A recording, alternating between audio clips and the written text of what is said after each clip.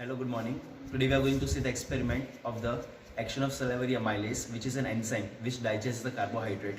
Okay, so we are going to take a three source of carbohydrate. Okay, the same source of the carbohydrate, and we are going to see how does the salivary amylase, which is an enzyme produced by our salivary glands, which is present in a buccal cavity. So this is a gland, okay, salivary gland, which is out of three types, okay, which we all know. Now, which they are going to secrete an enzyme, the name is salivary amylase. So this enzyme are going to digest the carbohydrate. Carbohydrate is what carbohydrate? It is a complex sugar. We need to convert it into the simple sugar like maltose. Okay, so we are going to see how this salivary amylase, which is enzyme which is present in our buccal cavity, okay, they are going to convert our complex sugar into the simpler form. So now we are going to see the parameters. On which parameters do they work? We are going to take the two parameters. First the temperature, second the pH. We are going to see at the which temperature they are going to give the optimum result. Optimum means a best result. If we see the high temperature, okay, let us consider the high temperature as a 50 degrees Celsius. So we are going to see at 50 degrees Celsius, one at 37 degrees Celsius and one at 20 degrees Celsius. Now we are going to see that at which temperature does it digest very soon. Simultaneously we are going to see about the pH. There are three pH, first acidic, basic and neutral. Now we are going to see at which pH the enzyme will do its optimum actions, that is the digestion of the carbohydrate into the simple sugar. We are going to see one acidic pH, okay, that is nearly 6. We are going to see neutral, that is 7, and we are going to see the basic. Okay, so let us see at which pH our salivary amylase, which is an enzyme, gives the best result, that is the digestion of a complex sugar into the simple sugar. Okay, so let us go for the experiment now. Okay, so salivary amylase, okay, which is richly found in our saliva. So saliva is the very first requirement. Second requirement which we are going to take is a starch. What is starch? Starch is a glucose, which is a complex sugar which needs to be digested whenever we eat food. The maximum if we food is a carbohydrate. So carbohydrate is a starch again. Okay, so that need to be broken down into the simple sugar as we spoke earlier, into maltose like sugar. Fine. So this is a starch on which our salivary enzymes are going to work on, are going to break. Okay, so this starch is going to be broken into the simple sugar like a maltose. Fine. Along with this starch, we need an iodine solution. Okay, for the same experiment. Now, as I said, so these three things are very much common: the saliva, starch, and again the third one is an iodine solution. Now, the next thing, we are going to again take two parameters: temperature and pH. Fine. So for the temperature, we need a thermometer to measure the temperature. Okay, the three temperature we are going to fix: one nearly 20 degree, second 37 degree, and third the 50 degrees Celsius. So we require the thermometer to measure the temperatures. Along with we are going to dip it into a beaker. So we require again a 3 beaker, fine, for each temperature. Okay, and we require a burner on which we are going to heat it.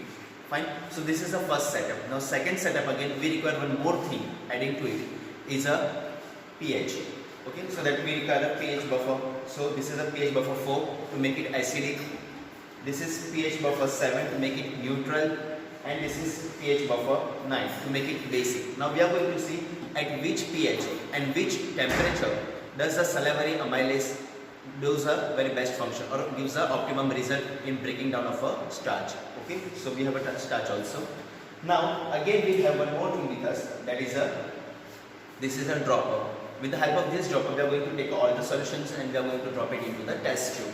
Okay, so test tube, dropper, burner, thermometer, pH buffers of 3 different pH. Okay, we are going to use a burner again starch solution on which we need to be work done on. Secondly, we are going to use again saliva sample, okay, which is rich in salivary amylase, okay, and again iodine. So these are the things we are have to go with us. So let us see now how to go ahead with the experiment. We are going to go ahead with the experiment now, and finally we are going to come to the conclusion very soon. Thank you. Okay, so we just spoke about the intro part, that how we are going to go ahead and what is the motive of this experiment. Now we are going to go ahead with the requirements, that what are the requirements we will require in order to complete this experiment and come to the conclusion. Okay, so as I said, we are going to speak about two parameters. One, the pH at which the salivary amylase functions the best, and second, the temperature where it gives the optimum activity or result. Okay, so what the things we will be requiring for this experiment? Let us go ahead with the very first method. We are going to take a saliva, okay, which is a very rich source of salivary amylase. Where do we collect a saliva? In a buccal cavity. Okay, and where is a salivary gland? Again in a buccal cavity. So coming back to the arrangement, here I have got 18 ml of solution which comprises of 15 ml of starch solution along with 3 ml of I am having the solution of NaCl. So 15 ml starch solution, 3 ml NaCl. Altogether it is a 18 ml of solution which I am going to distribute equally as a 6 ml into the 3 tubes. The very first tube you can see here is a 50 degrees Celsius. If you see the thermometer properly, it's a 50 degree temperature here, okay, and there is a test tube lying inside it. Along with here you can see it's a -5 degree Celsius, and along with here you can see this is a 37 degrees Celsius. Now we are going to see at which temp, and we are going to add this 18 ml of solution equally distributed into the 3 test tubes.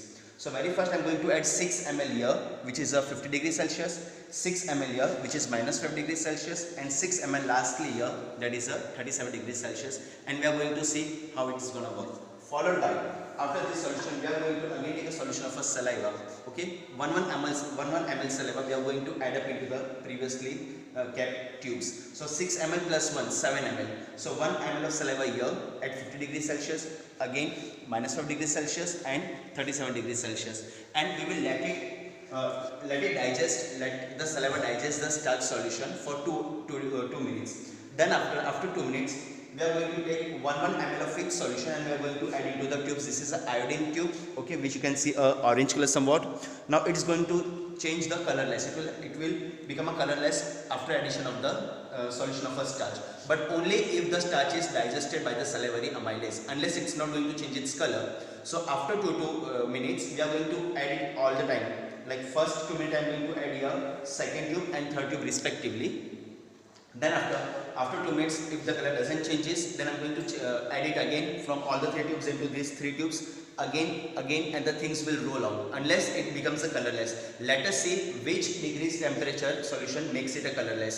Okay, this is 50 degrees Celsius, -5 degrees Celsius and 37 degrees Celsius. Now let us see that I have noted here very carefully. Okay, that is 50 degrees Celsius. Okay, then there it is -5 degrees Celsius and 37 degrees Celsius. Now let us say which becomes the colorless very first after the digestion of the starch with the help of the salivary enzymes. So altogether here it will be 7 ml and again 7 ml.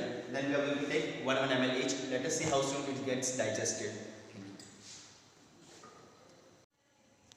So we have taken after 2 minutes 1 ml of a solution, and we have come to a conclusion that, not a conclusion proper, but a first result we have obtained. If you see it very clearly here, that 37 degrees Celsius you find here. Okay, so it has turned as a colorless. That means that enzyme has digested the glucose at 37 degrees Celsius very first. Means this both tubes, if you see -5 and 50, is yet to lose the color. That means the starch present in the tube beaker that was in 50 degree and -5 degree has not yet digested. The starch present in the beaker that is of 37 degree has been digested. That's why it has turned colorless. So we can say that at 37 degrees Celsius the enzyme's activity is optimum. Now let us see for the next tube. Again I am going to add. Now I have removed this tube again.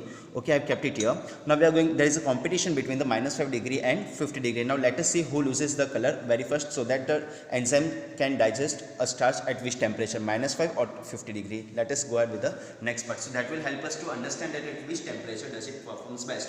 So we have got to know that 37 is the best temperature because it has become colorless. That means all the starch has been digested with the help of the salivary amylase enzyme. Now let us see after 37 which comes first, -5 degree or 50 degree. That's our next motive. Okay, so now we have come up to the second result. Now if you find it very closely here, initially where we got to know that 37 degrees is the best temperature to work on for the enzymes to work on the starch. Now second we have got, that is a 50 degrees Celsius. That means that 50 degrees Celsius is not as accurate as 37, but yes, it is way better than the -5. Here you see just on the addition of 4 ml of starch solution, I got the conclusion that is on 37 degrees Celsius. Now on adding 8 ml of a starch solution, it became colorless. That means 50 degrees Celsius is not as accurate as a 37 degrees Celsius. Now this was on a 4 ml, this was on addition of a 8 ml. Now let us understand how much ml more we will have to add to make it a colorless. That means total enzyme will be starch will be digested with the help of the enzymes. So 37 lies first, second comes 50, and obviously third comes -5, but let us understand how much more we will have to add and how much more ml we will have to add. So we will have to note all the data in order to understand the accuracy of the experiment. Okay, so now we are done with the experiment and we learned that it took 4 ml of the glucose solution of a glucose, that is a starch solution, to make iodine solution a colorless. It took 8 ml of starch solution to make iodine solution colorless, and it took 10 ml for again a starch solution to make it colorless to iodine solution. Now you can see the reading very carefully. Okay, what I have noted here, you can see at 37 degrees Celsius we just added 4 ml. For 50 degrees Celsius we added 8 ml, and for 5 degrees Celsius, minus 5 degrees Celsius, that is, we added 10 ml. So we conclude that 37 degrees is the best temperature, 50 is little moderate, and minus 5 is not at all favorable for the amylase enzyme to digest the starch. Okay, so 37 is the best amongst all.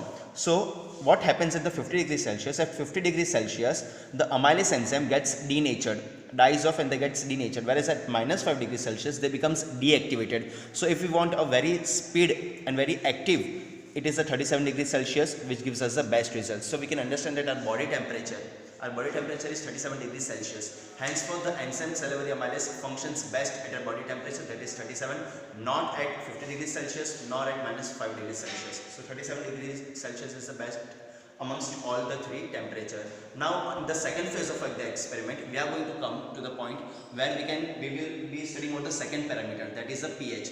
At what pH the enzymatic activity is best or optimal, you can call.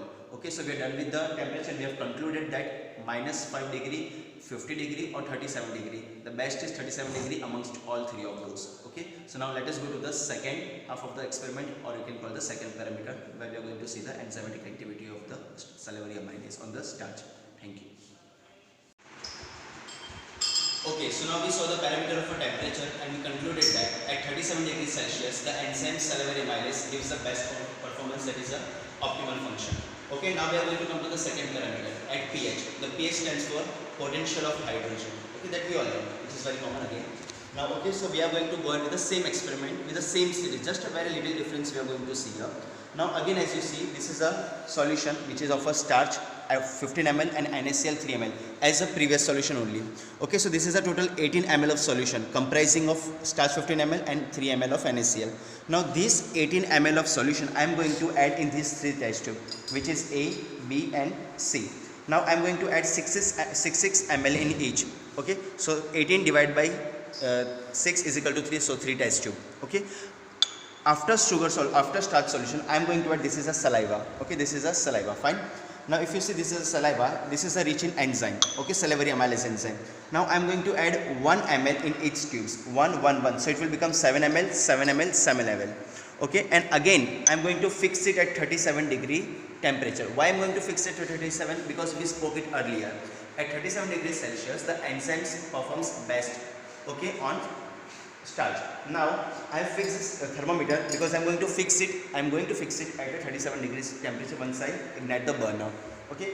So again I am going to add one more thing which is new to you, that is a buffer. Okay, this is a basic buffer, this is a neutral buffer, and this is a acidic buffer. You may see the labeling number change, but actually this is a replacement, or you can say this is a substitute of a pH tablet.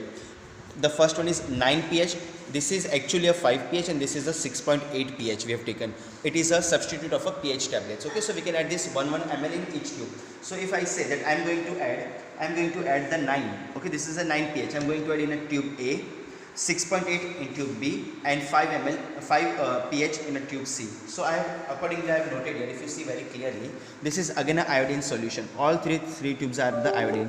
The very first tube, that is a tube A, that is a basic, that is a 9 pH. Second, slightly acidic, that is a 6.8, and third 5. All these three are initially common, that is a iodine. I have taken off for 2 ml.